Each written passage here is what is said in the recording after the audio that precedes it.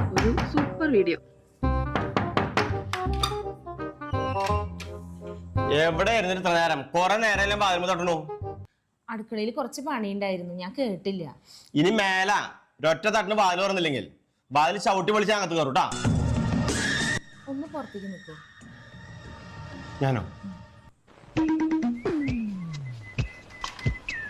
എന്തോ ഒരു പണി വരുന്നുണ്ട്. ഇനി നിങ്ങൾ വാതിൽ ചവിട്ടി പൊളിച്ചിട്ടൊന്ന് അകത്ത് കയറിക്കേ.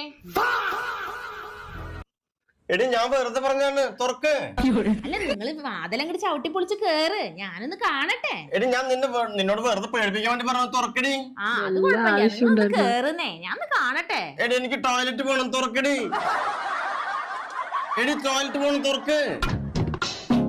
എടി തുറക്ക്.